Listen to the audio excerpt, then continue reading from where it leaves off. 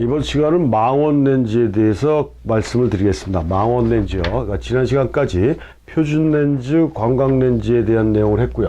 오늘은 망원 렌즈. 다시 한번 복습하는 의미에서 말씀드리면 렌즈의 중심에서 초점면까지, 필름면까지의 거리가 우리가 초점거리라고 얘기를 했습니다. 그래서 화면의 대각선의 길이하고 렌즈의 초점거리가 같으면 우리가 그걸 표준 렌즈라고 그랬고, 렌즈의 초점거리에 비해서 화면의 대각선 길이가 짧은 걸 우리가 관광 렌즈라고 이렇게 얘기를 했고요. 화면의 대각선 길이가 렌즈의 초점거리보다 긴 렌즈를 우리는 망원 렌즈다 이렇게 얘기합니다. 그래서 화면이 이만큼은 있어야 내가 원하는 화상을 만들어내는데, 실질적으로 화면이 작기 때문에 특정한 부분만 크게 나오는 형태, 이런 걸 우리가 망원 렌즈라고 이해를 하시면 되고요. 망원 렌즈는 초점거리가 길어지다 보니까 렌즈 자체가 굉장히 커요. 근데 망원 타입 렌즈가 있고 이렇게 두 가지 종류가 볼 수가 있어요. 그러니까 옛날식 망원 렌즈하고 현재 나오는 망원 렌즈하고 틀린 게, 과거에는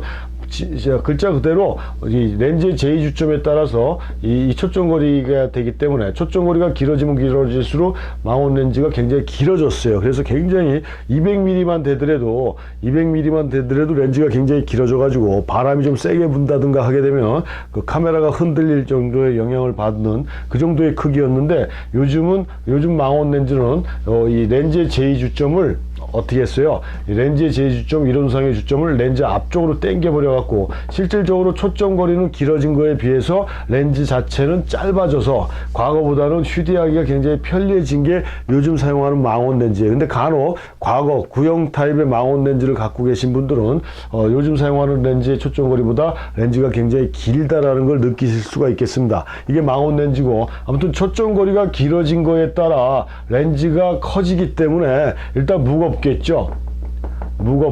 휴대하기가 불편하죠. 그 다음에 대부분의 사람들이 광각 쪽보다는 전에는 망원 쪽 렌즈를 선호한 이유가, 일단 크니까 한마디로 얘기해서 폼나잖아요.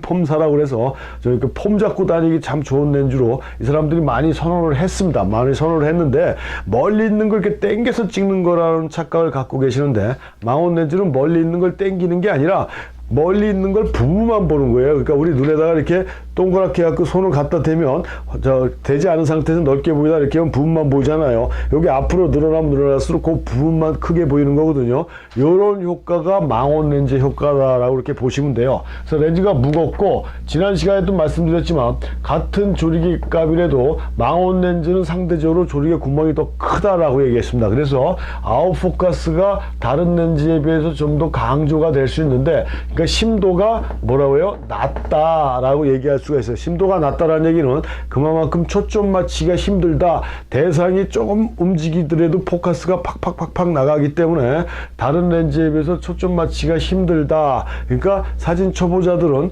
그냥 표준 렌즈 거치지 않고 관광 렌즈 거치지 않고 바로 망원 렌즈부터 쓰게 되면 상당히 애로사항이 꼽히는 렌즈가 이 망원 렌즈다라고 알고 계시면 되겠습니다. 그러니까 한마디로 정의하면 사용하기가 다른 렌즈에 비해서 좀 힘든 렌즈가 이런 망원 렌즈다. 그래서 요걸 다시 한번 정리해서 말씀드리면, 아까 말씀드린 대로 망원 렌즈는 화상이 다른 렌즈에 비해서 크게 나온다고 그랬죠. 그 다음에 화각이 좁습니다. 그러니까 부분만 보인다라고 얘기를 했고요. 원근감이, 관광 렌즈는 원근감이 강조가 되지만 얘는 원근감이 약화, 압축 효과가 커요. 압축.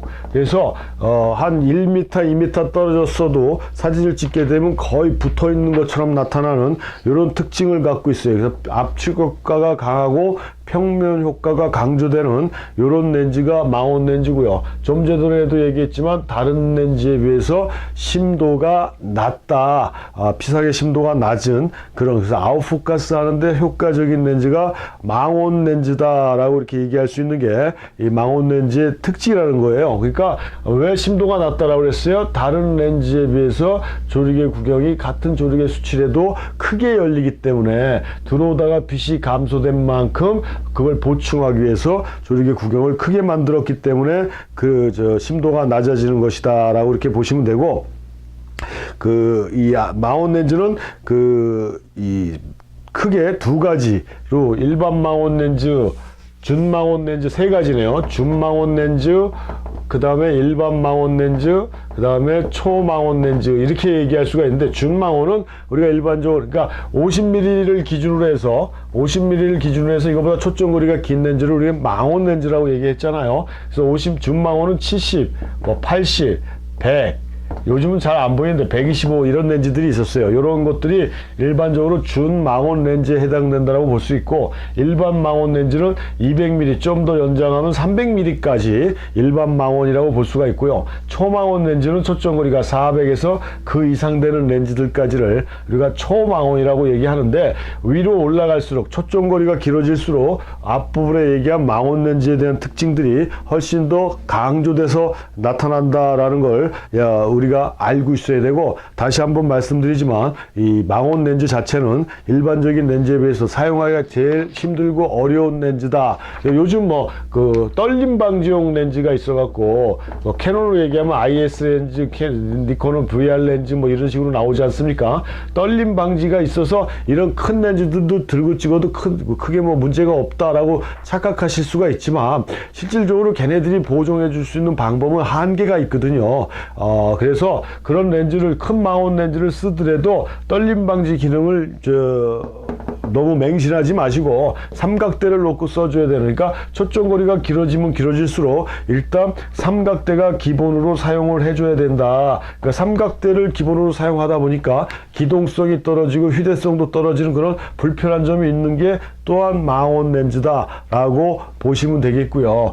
초점거리가 길어질수록 당연히 일반적인 렌즈 값을 기준으로 했을 때 상당히 비싸진다라는 것도 이 렌즈가 갖고 있는 단점 중에 하나다라고 이해를 하시면 되겠어요. 그래서 일반적으로 이렇게 지난 시간부터 배웠던 표준 렌즈, 관광 렌즈, 망원 렌즈라고 하는 초점거리가 하나로 되어 있는 렌즈들을 우리는 뭐라고 그럽니까? 단렌즈라고 얘기를 합니다. 단렌즈.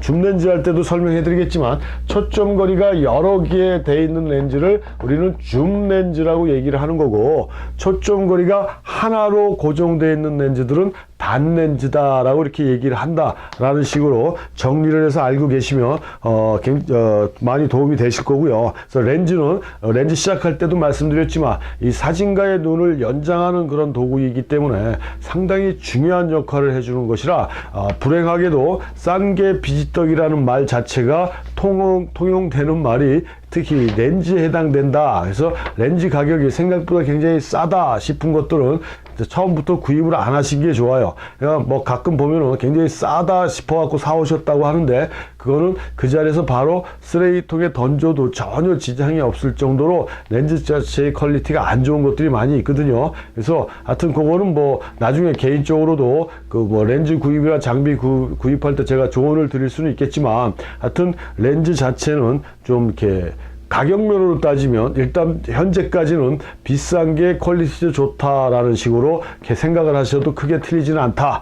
단 표준 렌즈만큼은 다른 렌즈에 비해서 굉장히 싼데도 불구하고 퀄리티는 최고다라고 제가 표준 렌즈 할 때 설명을 해드렸죠. 그래서 하여튼 망원 렌즈 같은 경우는 많은 분들이 욕심을 내는 그런 렌즈지만, 렌즈 선택에 있어서 굉장히 조심성 있게 접근해야 될 렌즈가 망원 렌즈다라고 말씀드릴 수가 있겠습니다.